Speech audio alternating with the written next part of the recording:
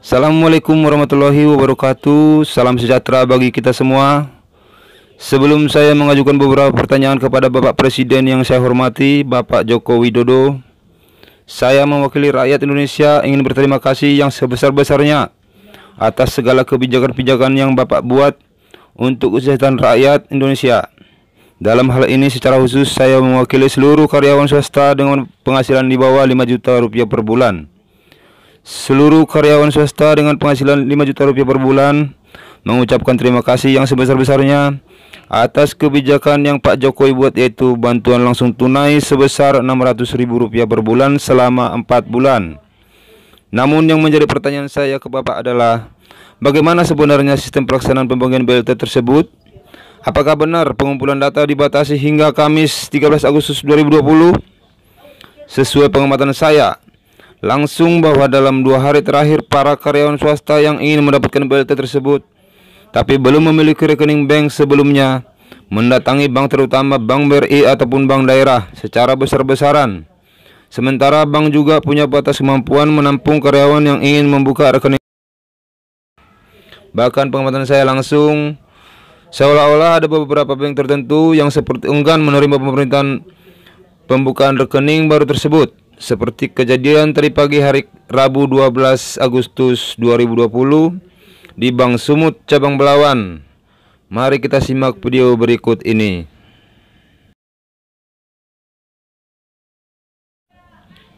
Ratusan karyawan swasta mendatangi bank untuk permohonan pembukaan rekening baru. Bahkan beberapa dari mereka rela datang ke bank tersebut sejak jam 3 subuh demi mendapatkan nomor antrian. Namun hingga jam 8 pagi petugas bank belum membagikan nomor antrian, bahkan mengatakan cuma melayani permohonan pembukaan rekening baru sebatas 8 orang. Hal ini kontan memancing emosi dari masyarakat yang sudah rela antri dari subuh. Akibat hal ini hampir terjadi kericuhan antara masyarakat dan petugas keamanan bank tersebut.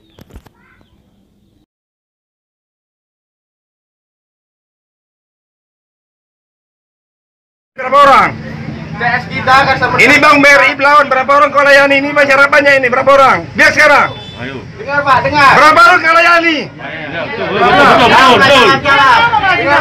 Ngomonglah. Berapa orang kau layani sekarang? Ngomong. Kalau nggak berpulang, kami berpulang. Ngomonglah. Berapa orang dulu? Tanggung jawab kau bilang. Berapa orang? Biar sekarang. Ngomonglah. Orang tahu. Ada main lagi nih. Tanya lagi. Berapa orang? Ngomong kau. Jawab lah. Jawab, ayo. Tanya lagi banyak orang yang dulu.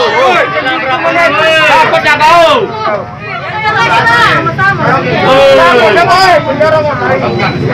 Berani ngomong. Kau kira untuk rakyat.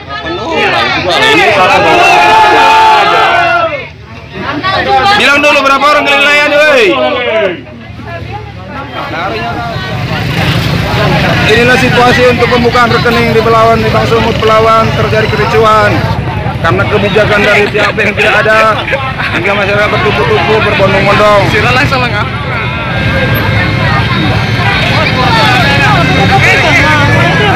Belum ada yang buka pakai kopi.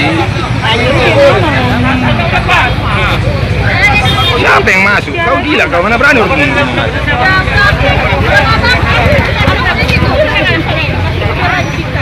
Inilah dia mau dapat 5 orang. Ini cukup. Kenapa? Mendukung perekonomian yang mengalami tekanan akibat pandemi COVID yang sangat berat. Dari sisi pendapatan negara telah tercapai 811,2 triliun atau 47,7% dari target yang ada di dalam Perpres 72 tahun 2020. Dalam hal ini pendapatan negara mengalami kontraksi 9,8%. Dari sisi belanja negara telah dibelanjakan sebesar 1.068,9 triliun rupiah atau 39% dari anggaran untuk belanja tahun ini. Atau dalam hal ini ada pertumbuhan untuk belanja negara semester 1 sebesar 3,3% secara year on year. Defisit APBN hingga semester 1 tahun 2020 mencapai 257,8 triliun atau 1,57% terhadap PDB. Dari APBN akan terus meningkatkan kemampuan untuk mendorong belanja dari kementerian lembaga maupun daerah.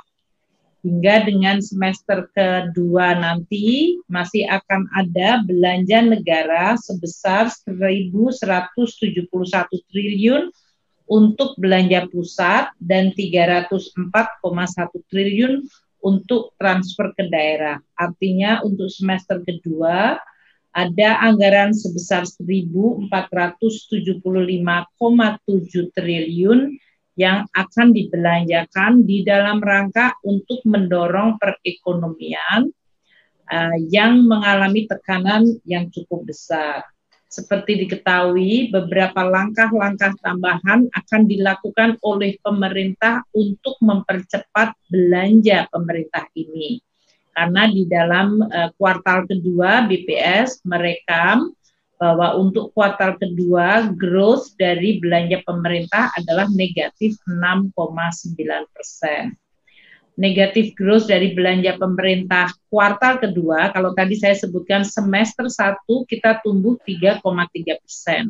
Namun kuartal kedua year on year-nya adalah negatif growth 6,9%.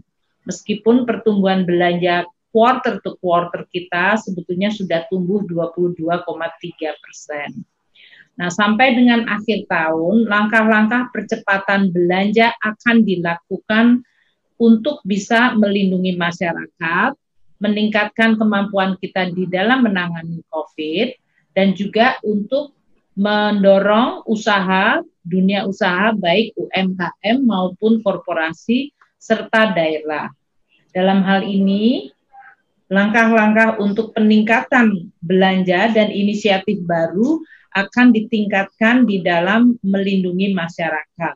Misalnya akan dilakukan tambahan bansos produktif hingga mendekati 30 triliun untuk 12 juta pelaku usaha ultra mikro dan mikro. Pemerintah juga akan menambah tambahan bansos di dalam PEN ini untuk pemberian beras pada penerima PKH 10 juta orang dengan anggaran 4,6 triliun. Pemerintah juga akan menambah bansos tunai sebesar 500.000 per penerima kartu sembako dengan anggaran mencapai 5 triliun rupiah. Pemerintah juga akan memberikan apa yang disebut bansos bantuan untuk gaji bagi mereka yang berpendapatan di bawah 5 juta yang sekarang sedang diidentifikasi targetnya yang diperkirakan bisa mencapai 13 juta pekerja. Ini nanti anggarannya kira-kira sekitar 31 triliun.